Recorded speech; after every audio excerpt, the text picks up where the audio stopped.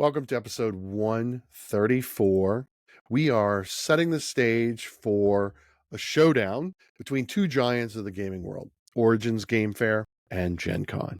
It's a tale of two tables, each with its own vibe, its own heartbeat, and its own unforgettable moments. Origins, as we described weeks ago in our recap, feels like a slow pour of your favorite brew, familiar faces, plenty of room to breathe, and tables full of connection.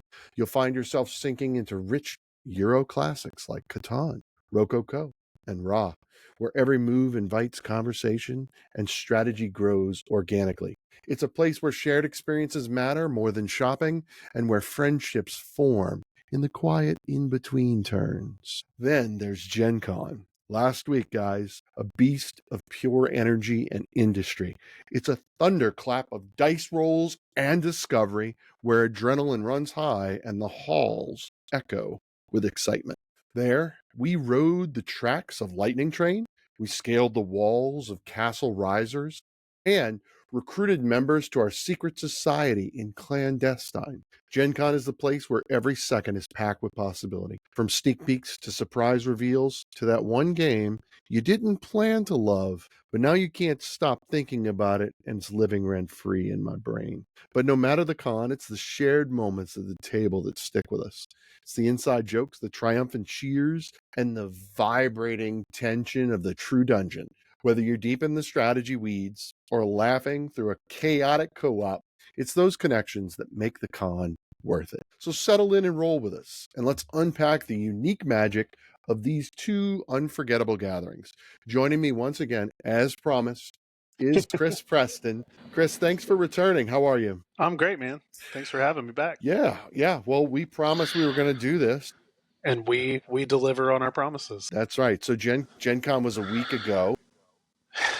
Yes, it was. I know, right? It's crazy. So let's see. You were at, if I remember correctly, you were at Origins and you were working on the vendor hall floor for a game publisher, Bitewing.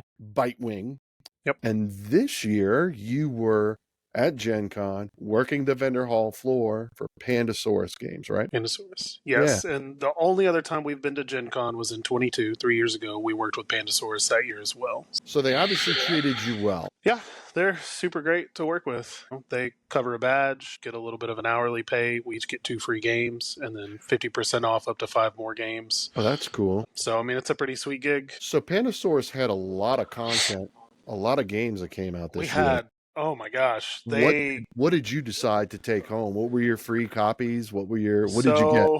We got. I've got them right here. So the first one we picked was Gatsby as a 2-player game. Theme doesn't matter at all. We had so many people saying, "I love the Gatsby book. What does this have to do with the book?" Absolutely nothing. Nothing. But the art style is very Art Deco 90s. The theme is there if you really want to try. They did a really good job in the rule book of quoting the book and try to make it. But that's a great little 2-player tug of war push and pull game. Yeah. People loved it. We got, let's see, I should have had these ready. That's okay. We got Umbrella, which is a really interesting, it's not really a slide puzzle, but you're kind of sliding umbrellas from zones above and below or left and right of your board and trying to slide the umbrellas around on your board. So you'll slide one into a row and you'll push the next one off to the opposite side with the goal of you've got these goal tiles you're trying to arrange to match one color to match the tile. And if you do that, you get to place a scoring marker and you pass the tile to the next player. It's a neat little, it's kind of slide puzzly in a way, but the weird thing is you're going to have 3 or 4 of these puzzles you're trying to fill. You have to plan multiple steps ahead or you're going to have a bad time. And then we got... So it sounds like I'm going to do terrible at that game. We got Tricky Kids, which... Oh, that's our great friend Danielle Reynolds. Yes, and Stephen Ungaro, affectionately to me and a community of people online known as Plurpy. This is one of his first published designs. It was funny, I was talking to Danielle about it, and she was like, I had this idea for a trick-taking game, but I hate trick-taking games. Yep. I don't play them. Yep. So I reached out to Stephen and was like, hey, help me with this. But the twist here is the cards don't have numbers on them.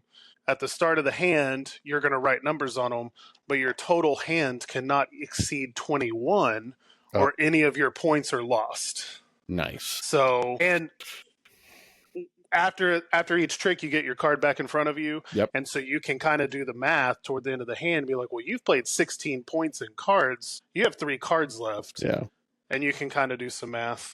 And then the last one we got was Look at the Stars. This is one Caitlin really wanted. It's a flip and write where you're drawing constellations and you're trying to draw them in certain ways to score points. Excuse me. It's neat. We played it one night in our hotel room and really enjoyed it. And we need to try to play it again. This weekend, we've been playing with the kids, trying to play through our stack of games we brought home. We've played most of them. Well, that's good. We haven't played the big ones yet. So we still have a few games that we picked up from GenCon that we haven't hit the table just yet, but we made a lot of progress this week. So we went to Pandasaurus Thursday morning because I stopped to see Danielle at Wise Wizard Games booth. She was working, and she's like, "You got to get Tricky Kids," because she's like, "I think it's my best game ever," and I'm like, "Wow!" Because it's a bold statement because Caution Signs is awesome. And it won more awards, and they sold a ton of it again this year. And to keep with the comparison, it won the fan favorite at Origins. They had the trophy at the booth for Caution Signs, so that was great.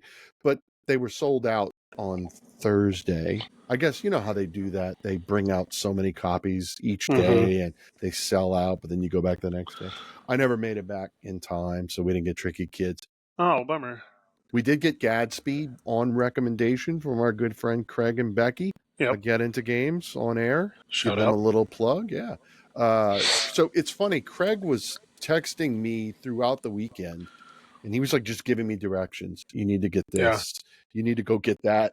And so I would do it. If he told me to go get it, I went and got it. And absolutely, right.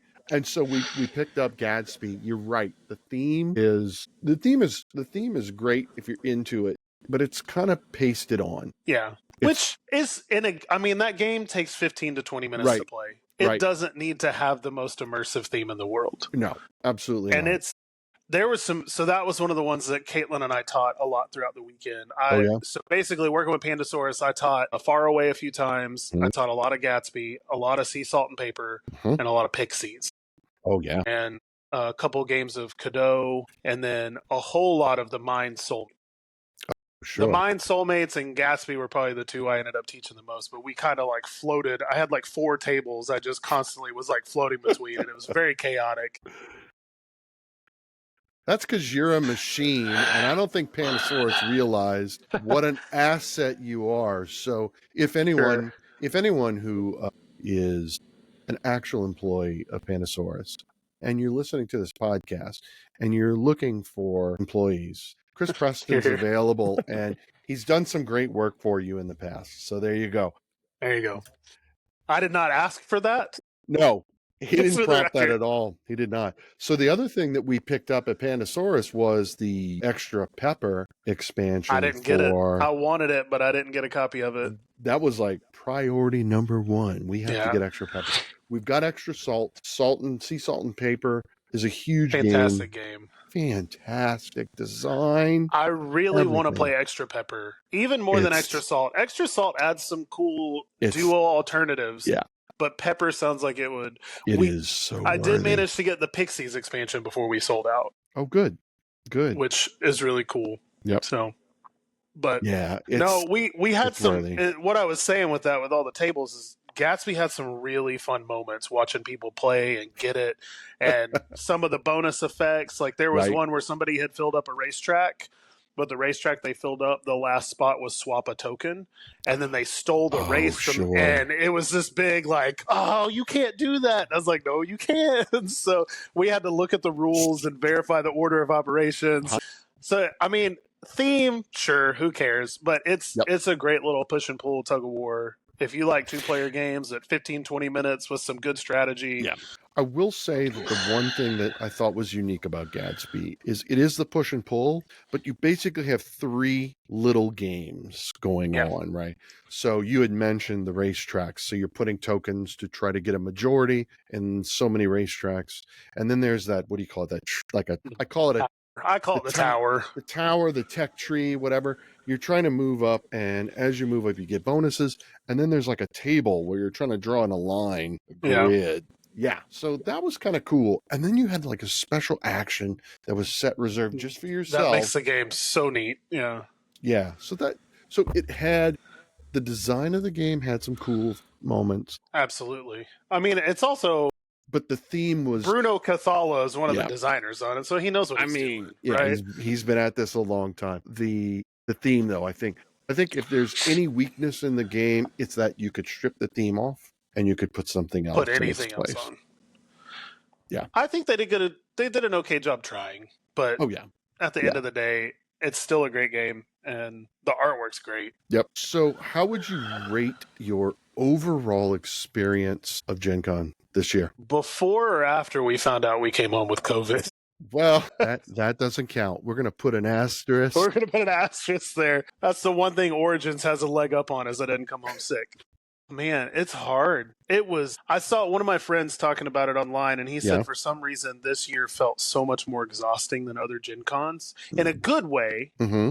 Like, not a bad thing, but just that they were worn out more than normal. Sure. And I think I felt that more this year than 3 years ago. Okay. And I don't know why, because I don't think we did. I think we even did less this year than we did 3 years ago. But that's not to say anything negative to the score. It's just hard because it just felt like a lot.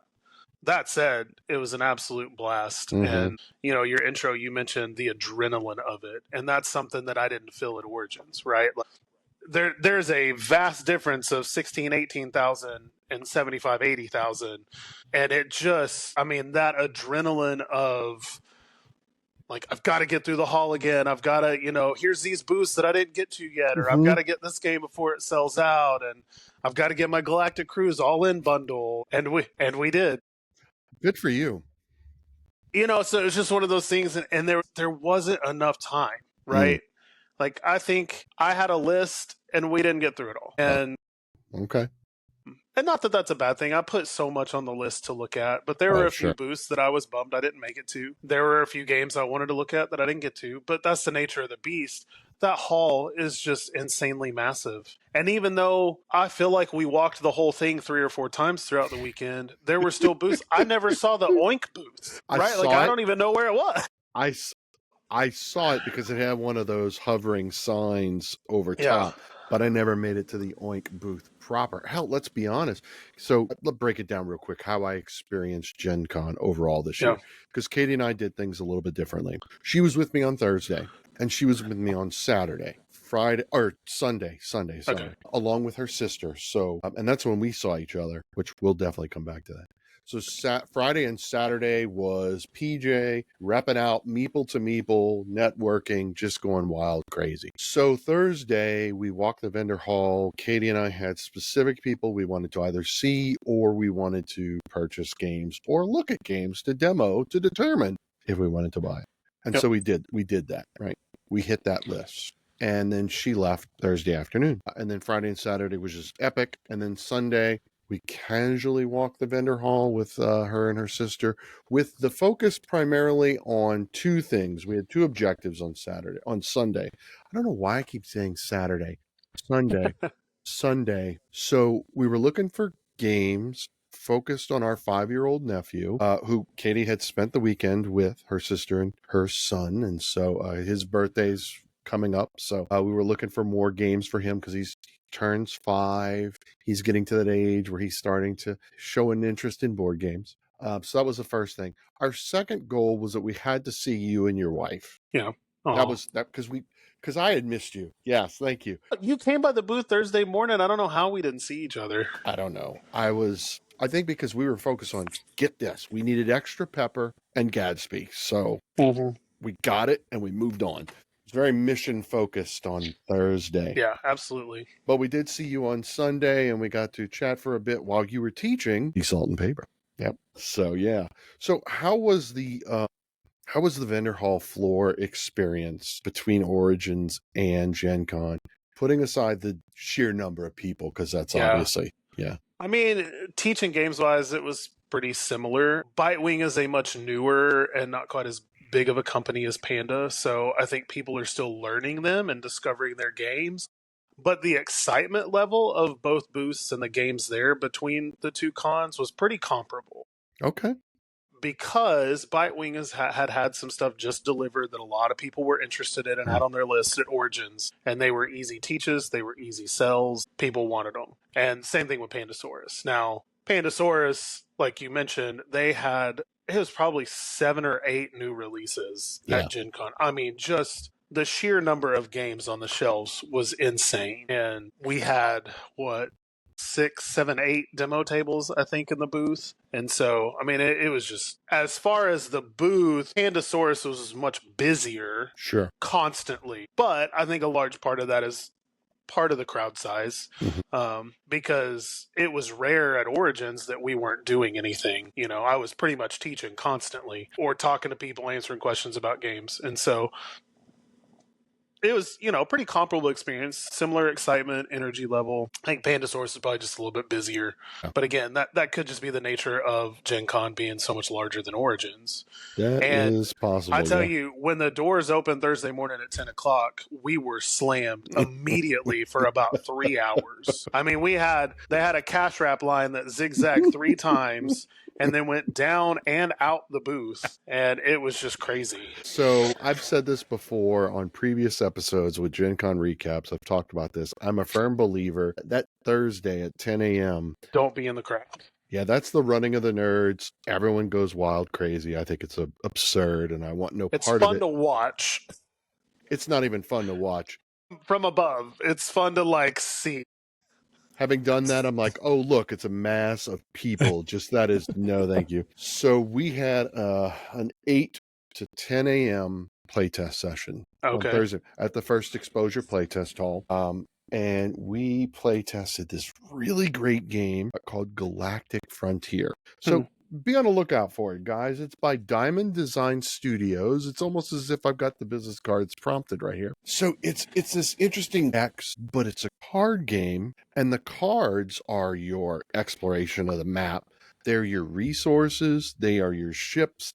They're your crew. So the deck of cards represents everything. So it's just a deck of cards. There's no other tokens or anything like that, it does it really well. It was really just mind-boggling for us. So that was really cool. And then those of you who listened to the Gen Con prep episode between me and Drew Denning, so that after that playtest session, we had a moment that Drew and I described in the episode. I walked up to him and I was trying to read his body language to see if he had which hat he was wearing. Is this Drew busy, or can I go and talk to him? He was busy, but I waited. We hugged, we took a picture, and then I had to take off for another event, which was at 10 a.m. So I missed the running of the nerds. I didn't rush into the vendor hall. Yeah.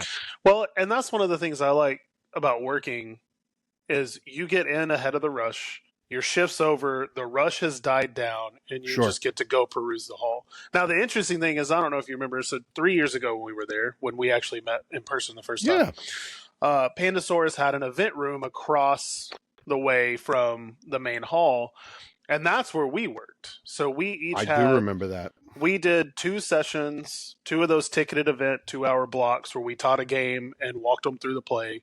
We did that 2 of those blocks for a 4-hour shift, and then we were free. And so we didn't even get to I found a video on my memories recently where I was going to the bathroom or getting some water, and I had to snake through that crowd Thursday morning before the doors opened, and it was crazy. But so it was interesting being in the hall and seeing it rush in. That was it was really cool.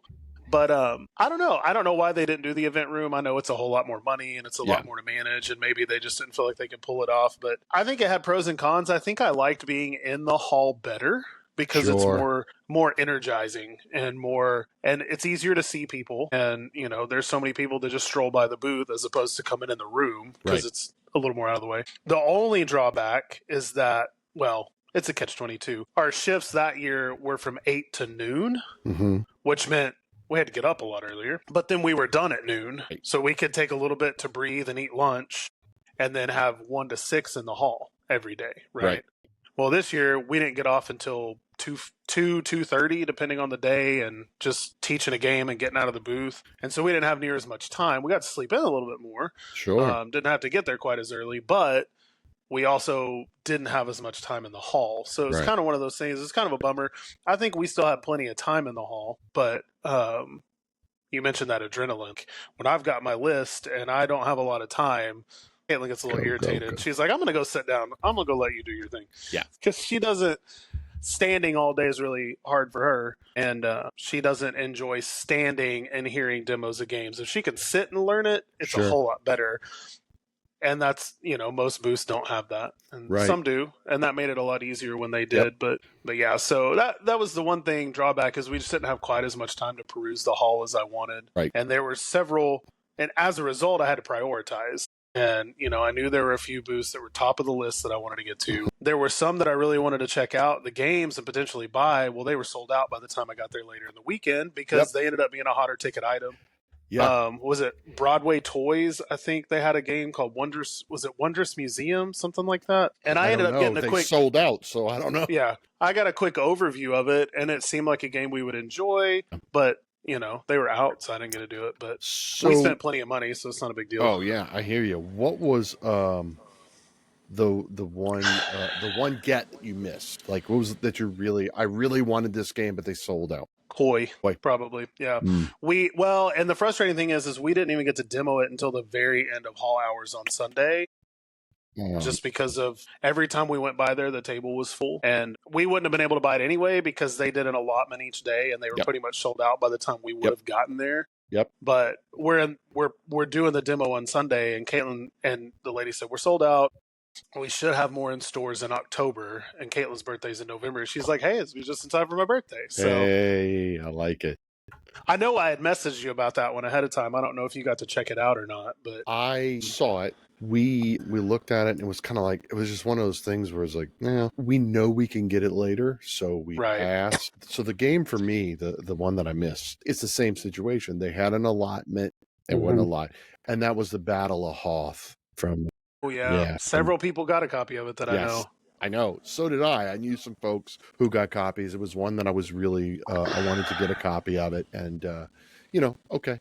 I know it'll come out to hit retail. Stores. Yeah. It'll hit retail and I'll get a copy and that'll be fine. But I was really hoping to get that and take it home. So I realized that, and some people said this, it's just the Days of Wonder Undaunted or Memoir 44. But Memoir 44, but Star Wars. Which makes it automatically better. Well, so I agree. In this instance, because Katie's not really big into war games, historical war games. Storming the beaches of Normandy is not really something that will thematically capture her. We're kind of the same way. But the Battle of Hoth from Empire Strikes Back is it's classic. And it's epic looking. It is. Like the way they did the design and the table presence, it just looked. Yeah. Did you see the giant version? I did. Holy cow. I was so like, good. I tried to, I went up to one of the Asmodee. I don't know if it was contract workers or they were actually employed, but I was like, do you have a copy of Battle of Hoth? I know it's an absurd question. Like, oh no, we're sold out, the allotment. I'm like, I understand. I was like, so that big copy on the table, how much do you want for that? I was like, when the con is over, I'll buy that. Oh my God, it was so cool. Even the cards, like, yeah, they were massive. You could see them down. Yeah, Asmodee had a couple of games that supposedly were supposed to be out for demo, but weren't, and I was kind of bummed about. I don't know if maybe Seven Wonders Dice was one of them. I don't know if maybe it just didn't make it in time, but I asked people a couple of times, and they're like, I don't know what you're talking about. Nobody saw it. So it's probably like contract worker, and they don't know. Yep. But that was one that I was hoping to try. Seven Wonders is a good series. I enjoy. I think Duel's my favorite of it, but I always like a dice twist on a game, and so I was really interested in that one, but it wasn't there. So that's disappointing. Yeah, but that happened with several publishers where they're like, it didn't come in time. Shipping's kind of a mess right now, and it really, I mean, that was Pandasaurus. All their new stuff they air freighted, and so Shackleton Base was a hot ticket item, and it didn't sell out quite as quick as they thought it would, but it still sold out Saturday at some point in the day. But because they had to air freight everything, that box is huge and heavy, and they only could afford to air freight so many copies over. Yep. So you were in a unique position because you're working the vendor hall floor, which means even though you're teaching a game, whatever that is, people are talking about things they saw. and then you walk to the hall yourself. So at the end of the convention, was there like one designer or one game that generated a lot of buzz that either surprised you or just in general, what was everyone talking about? What did you get a sense of? That's tough because there's just so much. There is so much. But that is one thing I do enjoy about working the conventions. And even, conventions I don't work at, anytime we're waiting in line for bathroom or library, I'm always like, hey, what's hitting for y'all? What are you finding? Like, what's standing out? Because I like to know. And so anytime I'm like teaching a game, if once I've taught it and they're playing it, or we're wrapping it up, or if I'm resetting it while I'm resetting it, I'm like, so what's standing out to you? What have you found this weekend? I don't know that there was one. I mean, a lot of people were talking about Battle of Hoth. A lot of people were talking about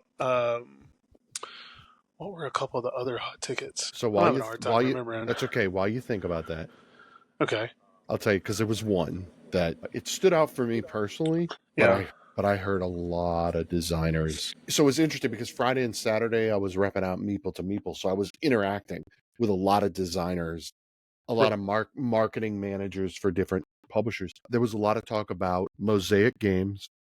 Yes. And yes, that is our good friend Palgan, who was featured on the show. And I got to meet him, and it was really exciting. But well, good for you. I tried. I went by the booth, and right as we got there, somebody's micing him. Is that his wife? That's his wife, who had like the mic on. Yeah, they were micing them up to do a video interview.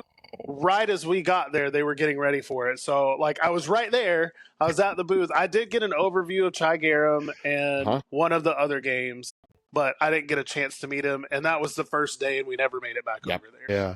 But I tried. But everyone kept talking about Mosaic Games. Which is super cool. Yeah, Tom Vassell made his way over to the booth, and he did a little thing there.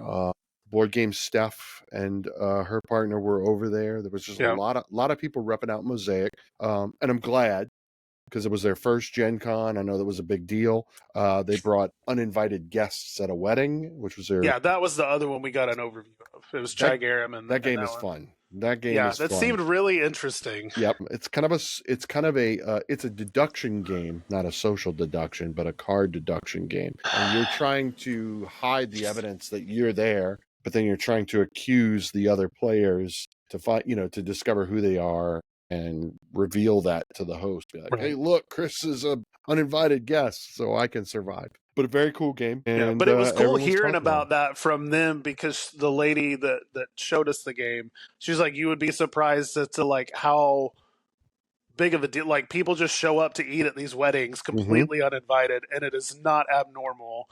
And you're just trying to blend in, get your food, and get out. So it was super cool hearing about their culture. Yes.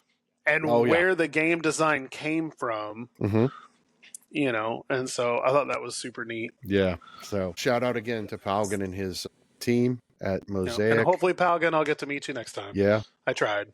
He'll be back. He'll be back. I'm sure. Yeah, definitely. All right. I have a question for you. Yeah, go ahead. I've been pondering because I've been seeing it on social media posts. Because, of course, after Gen Con, what do? You take a picture of everything you brought, you post it on all the groups, and everybody gawks, and everybody's like, oh, I bought those, or some of those games are terrible, but some of them, all sorts of conversations. Sure. Alongside of that are always a handful of posts in the board game groups of, why do people buy all these games at Gen Con? Like, what's the point? Why do you go to Gen Con? Why spend all this money on games that you can buy in a month or two at a store and you don't have to go to the convention? So I've been processing my thoughts on that. Okay. And several of the comments were helpful, but I'm curious as to if you have any thoughts on that for you personally. There are multiple layers to that question. Oh, absolutely. Which question is it that you want to ask me? Yes. Both and? Yeah. So let's start with the games. Like, because you even mentioned there's 2 games you didn't get. Well, there's probably more than that, but we mentioned 2 specifically that you'll just buy them later. Yep. So for you, when you go to Gen Con with a list of games to buy, what's the point of buying at Gen Con versus waiting for retail? So because then you have to travel with them, and you have to haul them around a convention. And absolutely.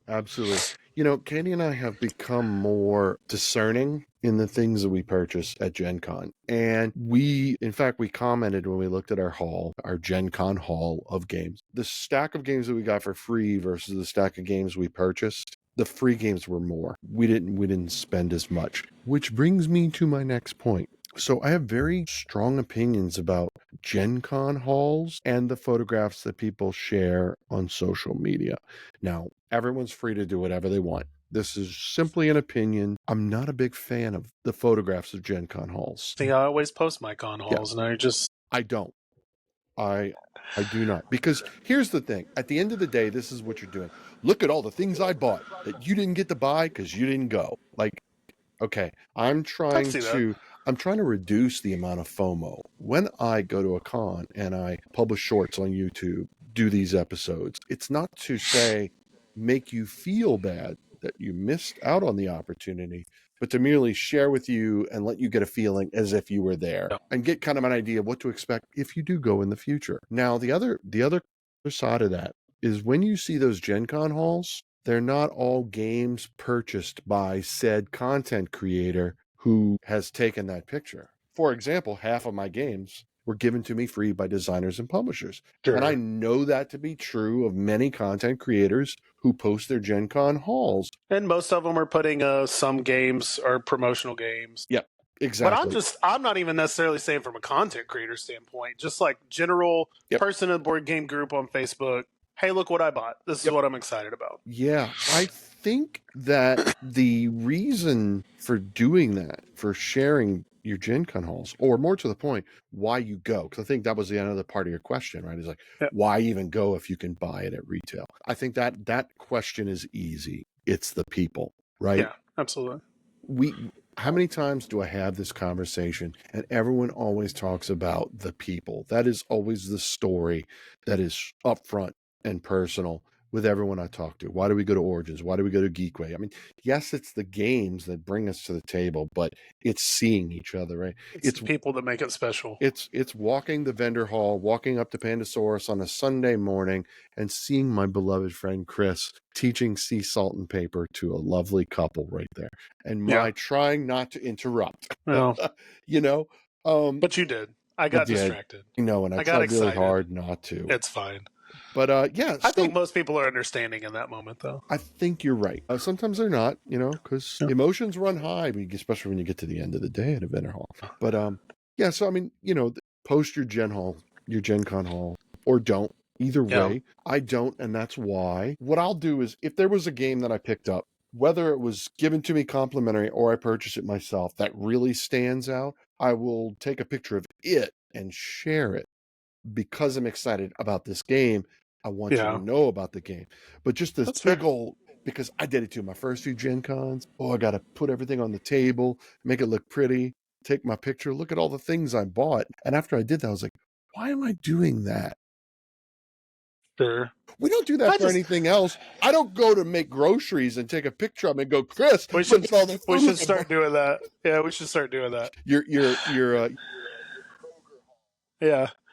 No, that's interesting, though. I hadn't thought about the FOMO side of it. And I would like to think most people's motives aren't, hey, look at me. I think there may be a level of, hey, look at what I got and how much I got and how cool it is, which can induce some FOMO in people. I think, the questions and conversations I saw more were interesting. And it's more of like why go there and spend all that money in one weekend when you can just go buy it in a store in a month or two when it releases? I mean, that's true.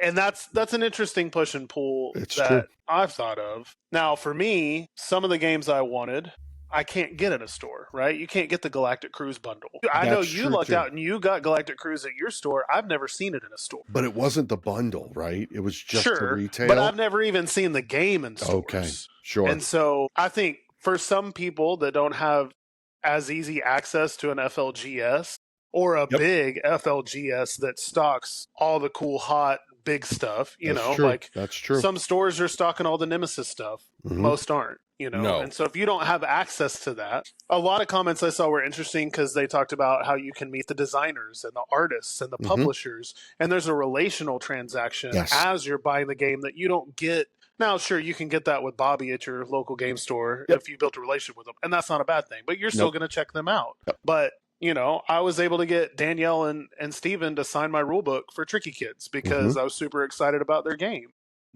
I've made friends with some other designers. I got to see Daryl Andrews and hug his neck, and he's crushing it right now with several games coming out. Is. And so there's the relational transaction along with the game purchase of seeing the designers or the artists and the publisher and getting to put faces with names of games that you like and know. Absolutely. And I think you don't get that outside of a con like this. And even more so at GenCon than Origins. That's one big comparison is, number one, there's so many more publishers. And number two, there's so many more designers and artists at GenCon just because that's the nature of it being 4 times the size. Absolutely. Right? No, that's totally correct. Absolutely. I agree with that. And that's to my point, right? Is why do you go to Gen Con? Why do you go to these conventions? The people, right?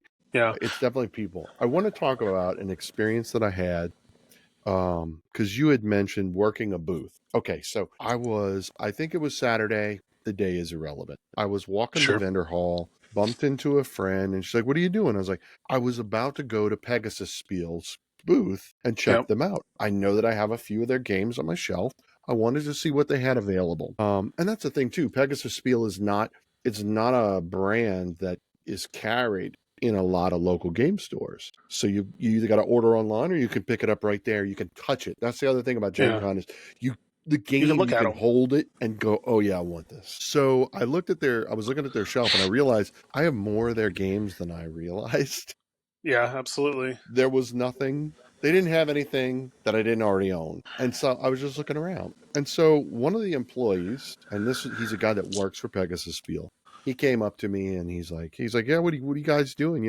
Can we show you anything?" I was like, "No, we're just looking around." We were chatting. And he's like, "Hey, do me a favor. Tell me a story of the coolest thing you've seen at Gen Con today." And I was like, "Okay." He's like, because every year at Gen Con, I work the booth. So the only thing I see is the 4 corners of my booth and the wall right across from me. You can understand this as someone working the vendor hall floor. You don't get to see a lot, right? Sure. And Gen Con's got a lot going on. And so I told him a story. I told him exactly what he wanted to hear. And I'll share with you right now. I had an amazing playtest session. I think it was on Friday morning. I playtested this game called Forever Soup. It is a cooperative campaign card game that is in development by 4 undergraduate students at Bradley University in Peoria, Illinois. This is part of their senior project, and they were playtesting their game. It blew me away, including the 3 other players who were with me. We were like, this game is so credible, it took us by storm. And the fact that it's being designed by undergraduates as part of their undergraduate degree, and this is their coursework. So I told them all about it, and we started talking about, community and board game designers and where they're, just everything like that. And so his name is Anton Torres. I hope that he listens to this because I'm emailed him and I can't wait to hear back from him. So Anton, if you're listening to this episode, reach out to me. I want to get you on the show. It was just this incredible. No, I'm loaded. I've got business cards like crazy. Oh, I know. I'm ready to go. I'm ready to mention everybody if I can. But yeah, it was just a really cool experience, and it was a great moment where I connected with him. He connected with me. It was a great moment, and you can't do that anywhere else. You can't. Yeah, you can't. So that's why you go to Gen Con. It's for the moments. It's for the memories. It's for the stories. And it's for the playtesting, which I did a lot of. Yeah. See, that's the weird thing for us is like we hardly left the hall. We got there, we went to the booth, we perused the hall, and then we had some friends that we met up with just about every night. And they were working for Thunderworks in their event space in Hall D. So basically, when they were done, they just plopped down on an empty table and saved a spot for us. Yeah. And so we went from the main hall through the end into Hall D. And then we left and went home. Like, we didn't see anything else the entire time. Which, I mean, is crazy because there's just so much to do. So much and I don't feel like we barely scratched the surface. And you're just talking about the halls in the convention center. You didn't get to go. We never made it out of the convention center. Nope. Yeah, the JW for open gaming, which I did a lot of that. Now, the last time we did make it to the Marriott and met up 2 nights with some friends in one of the ballrooms there, but that was about the only time we left the hall that year. And so there's just, but that's the thing, is there's just so much to do and see in so many spaces. And you're there for, I mean, we were there for 5 days because we helped with setup. And I don't feel like we saw anything outside the exhibitor hall. You know, it's crazy. And that's why I had that moment with Anton, because he doesn't get to see much of it. Yeah. I do think too, one of the things with people talking about why do you go and buy all the things, there's a couple cool things I think is, number one, there's a lot of free promos handed out with games. That's true. That you're not going to get elsewhere. That's true. Unless you order it from their website or, you know, somebody gives it to you. Yep. So that was cool. Getting some free promos with some of the stuff was neat. And sales. So most games aren't any cheaper than you'll get them at a store. That's most true. games. That is true. But there were a couple of booths. One, 25th Century. I want to shout out Chad because he's somebody. I love that dude. I don't know if you know Chad. I don't know Chad. I don't know anyone from 25th Century. You need to know Chad because he's just a genuinely nice dude. But he always has 2 or 3 games that he puts on sale. And we got a copy of Agueda. I don't know if you've ever seen Agueda. I've seen it, never played it. Yeah, it's a beautiful game. He had a copy of the deluxe edition. He had it at Origins for $30, and I think it's $45 or $50 full price. Okay. But it sold out before I got it. So we made it a point day one to go see if he still had it. The component quality of that deluxe edition for $30 is just stupid. I mean, he has no business selling that game with those components for that cheap, in my opinion. I don't know. And the other booth was Board and Dice. I don't know that we've talked about Board and Dice, you and I, much, but they've become, I see you got Barcelona right behind you there. Yes. Which I do too, somewhere right behind me. You do. They've become one of my favorite publishers. And I wanted to go, I had a question for them. That's a long story and I won't get into. But I also wanted to check out Tianxia, which is the new tea game. Yep. That originally they weren't going to have, and then they got their shipment in just in time. Yeah. And so I wanted to go take a look at it. Well, when we got there, they had anything else they had stock of in their U.S. warehouse was at most $20. And we're talking Tekenu for $15, Founders of Teotihuacan for $5. They had Terracotta Army for $10 or $15. They had, I'm bummed the Reef Project was sold out by the time we got there, but I think it was $10. I mean, just insane prices on $60 games that are at most $15, $20. And so I don't know why they were doing it, but I mean, they were offloading them. And I'm pretty sure that whole stack was gone in 2 or 3 days. Yep. I believe that. Absolutely. But we ended up getting Tianxia, and I'd been wanting Tekenu for a while. Technically wanted in a giveaway, but I got the wrong game, which is why I was talking to him about it. Couldn't work it out. But Caitlin was just like, it's $15, just buy it. And I was like, is it really? And that's when I saw the sign. And then I was like, well, I've heard good things about Founders of Teo, so for $5, it's worth a get. Play it one time. If we don't like it, pass it on. Exactly. Right?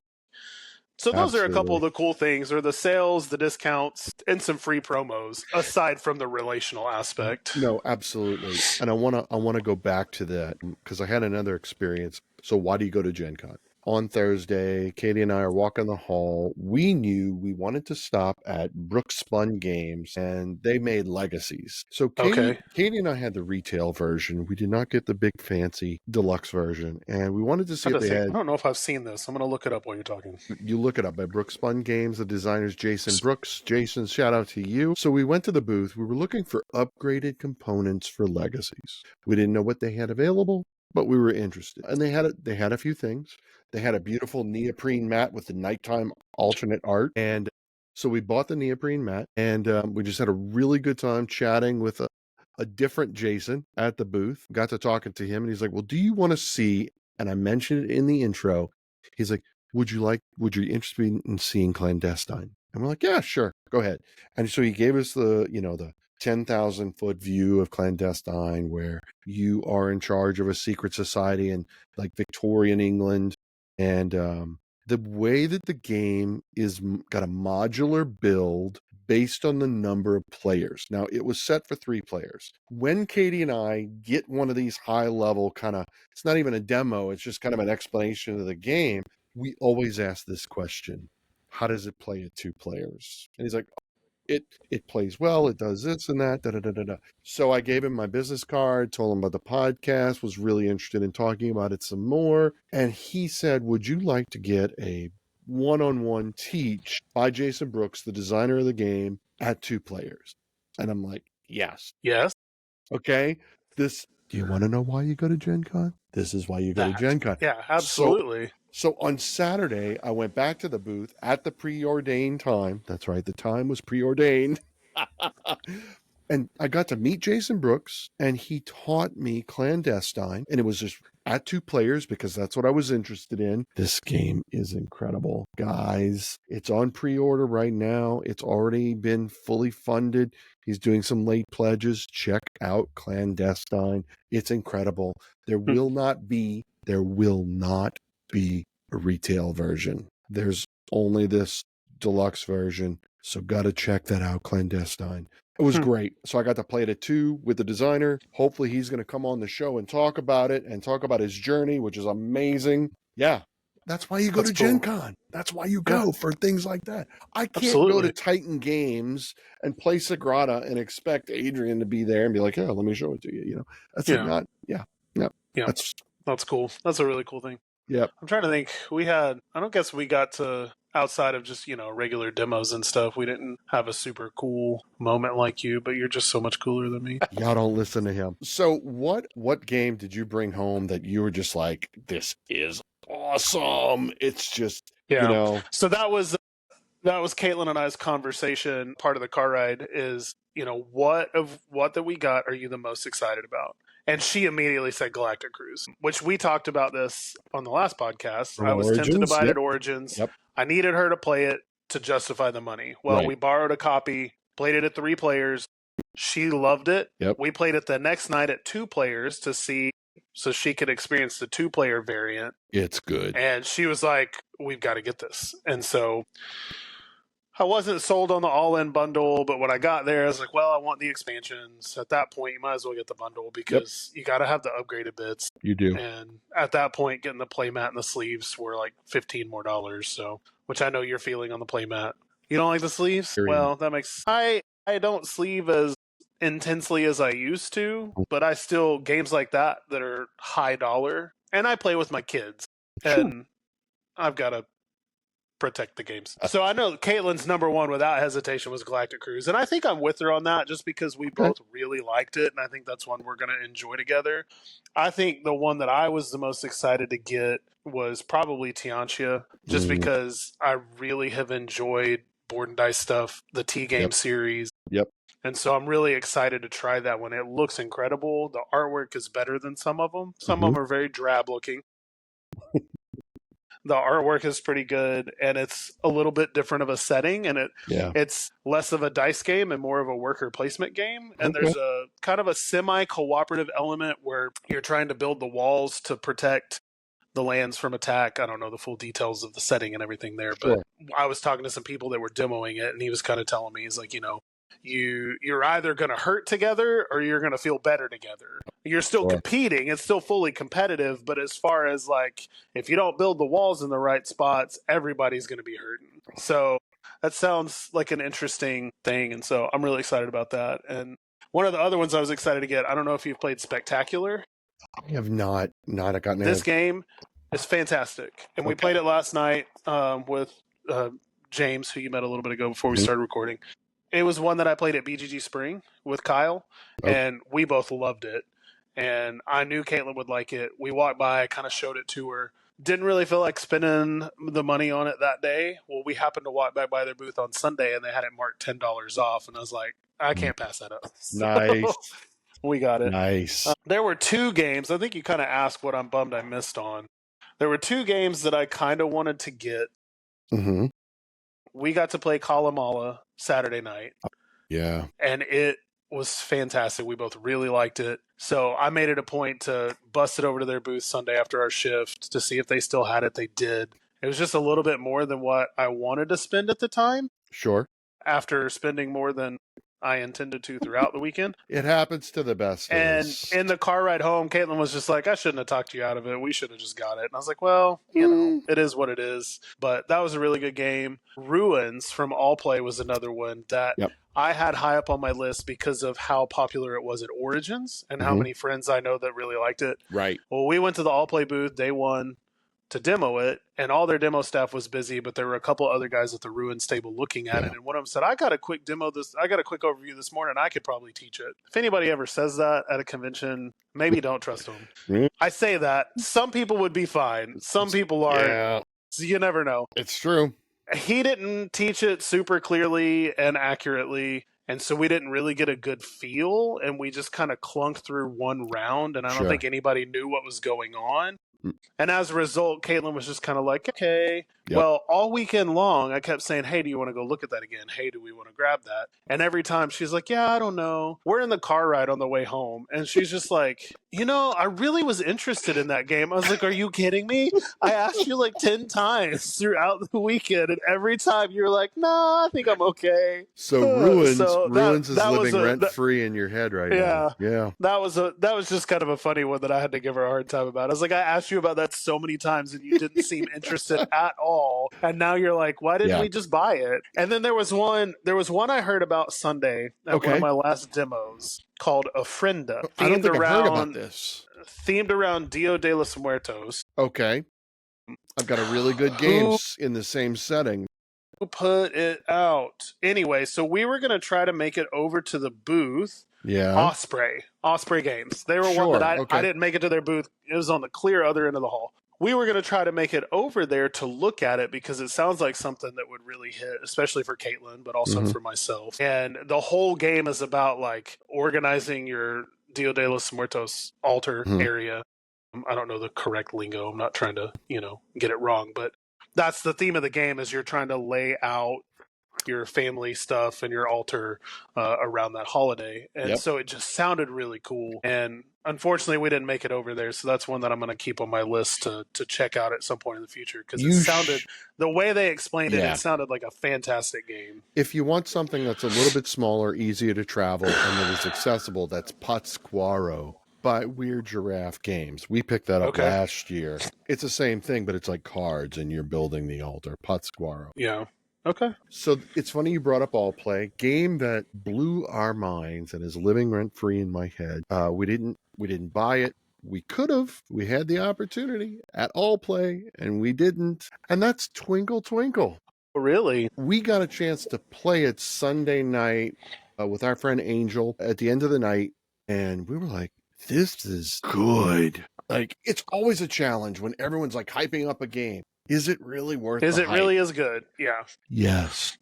Usually not, but Twinkle Twinkle is really interesting. It is so strategic, so simple in its theme. You're just, it's, oh my gosh. The acrylic tiles that place on your player board, and that's not a deluxe version. They look great. It's really fantastic. And I'm like, man, we need to get a copy of that. And it's living here. Because we looked at it when we were at the booth that day, and it looked really cool. Yep. But we didn't play it. Yeah. It's probably one that we would enjoy, but we just, Caitlin was ready to move on. So you absolutely would, but there it is.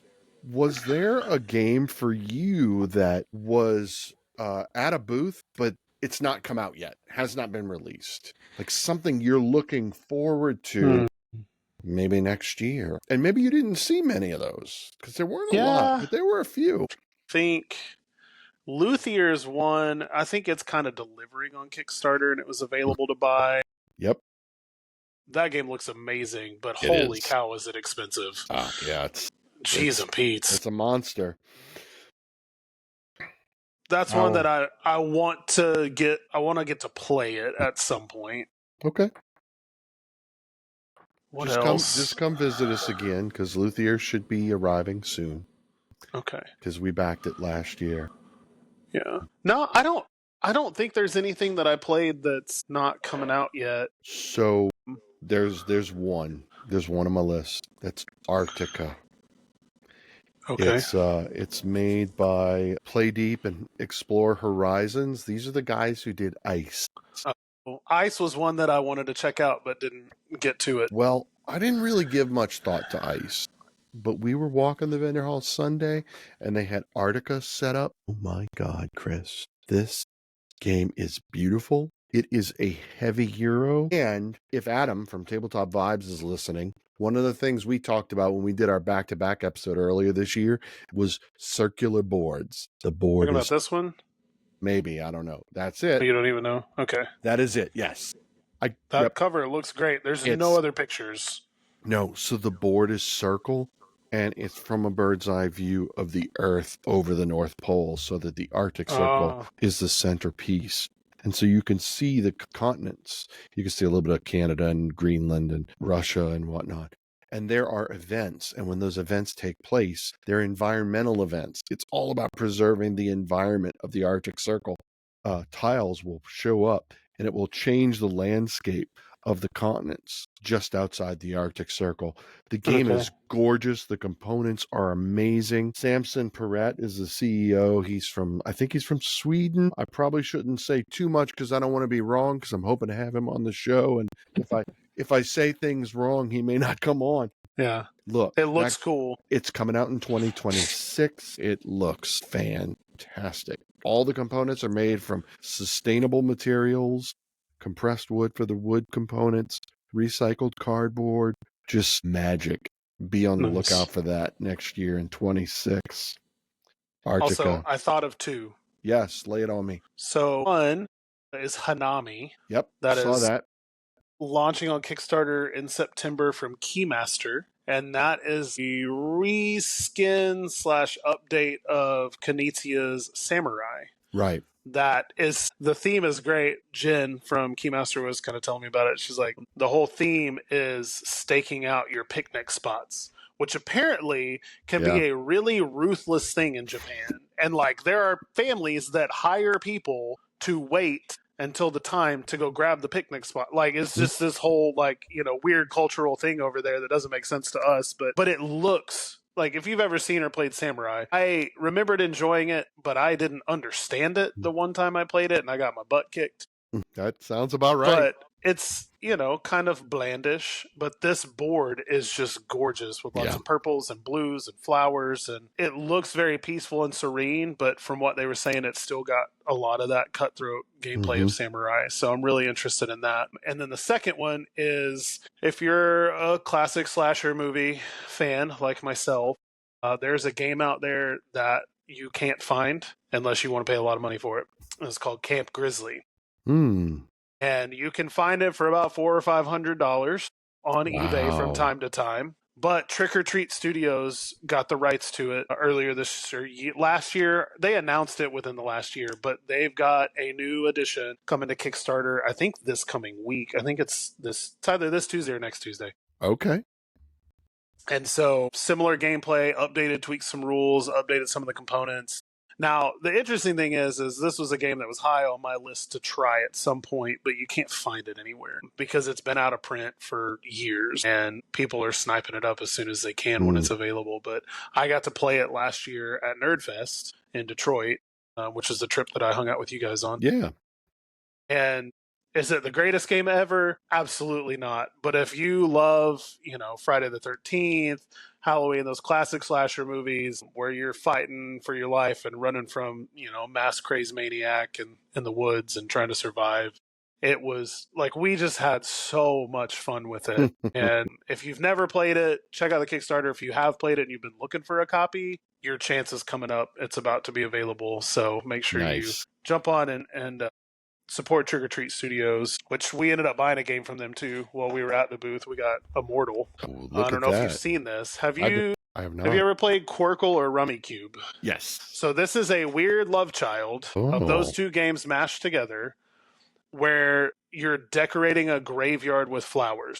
So the board is a graveyard, and you're putting flower pieces on it to decorate the graveyard. Okay. But you're placing them in groups of either the same color, consecutive numbers, or different colors, same number. Okay. And you have to place at least 3 tiles. But then at the beginning of your turn, you can rearrange. So kind of like Rummikub, where you can break and move things around. Right. But then like Quirkle, you're building out a pattern of same but different So it's kind of those two games kind of mashed into one with a kind of fun, macabre theme, which, if you can't tell, we really enjoy. Sure. So one last question to wrap up here. It's kind of tied to why go to GenCon. What would you say about if people were wondering about trying to get on with a publisher to do what you did and work the vendor hall? Do you believe it's a good opportunity? Is it worth it? Should people consider it? Is it too much? What do you think? I think that is entirely up to the individual. Okay.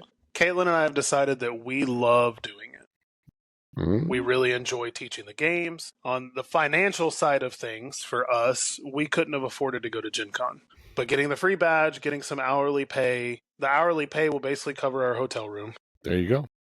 Now, we stayed about 25 minutes out of downtown to get a cheap room, but part of that was because we waited so late too. But, helps cover travel cost, right? Which is a huge deal. And the free badge is nice because GenCon badges aren't cheap. I don't know, it's like $150 or something like that for the weekend. So, for two of us, that's $300 that we didn't have to pay. And getting the free games is nice. On the relational side of things, it makes it easy to see people because you say, hey, this is where I'm going to be. Come by and say hi. And most people do. As far as the time commitment, that's where it's up to the individual. Because all of those things are, nobody would argue with money and free badges and the relational aspect, free games. The time commitment is a push and pull, right? Like I mentioned, last time it was great because we worked 8 to noon, ate lunch, and then had 5 or 6 hours in the hall. This time we didn't have that because they didn't have the event space. So our time in the hall was limited. It felt a little more rushed, a little more frantic than last time. I feel like we just casually perused the hall every day. And so that's the tough part. If you're willing to spend the 4 hours a day and miss out on some things to get all the perks, then it's totally worth it. There you go. I think for us, we've decided it's worth it, but I can't say that it's worth it for everybody because it's just, it's up to you. Origins was the same way. That's the only reason Kyle and I went to Origins is because I got invited to work with Bitewing. So it makes the experience accessible and affordable. Yes, absolutely. So there you go. Yeah. But it does come with a sacrifice. So. It does. Absolutely. But I appreciate you taking the time. Thanks for joining me once again to do this. Guys, GenCon is a wrap. Origins is done. I think only thing left, the big convention in the U.S. is PAX U. PAX U. We do have Essen Spiel in Germany in October. There might be some coverage from our long-lost friend Gareth, who's going for the first time. So we'll see about that. That'll be exciting. And we've got some great things on the pipeline. So I managed to get 7 commitments on the show while I was at GenCon. 25 leads of people who expressed interest that I had to follow up with. Yeah, and I gave out almost 500 business cards while at GenCon. So awesome. It was great. It was a great day for the podcast. Got to create new relationships, nurture some old ones. This is why you go to GenCon. So absolutely, it's all about the people. So be kind to one another and remember to play more games.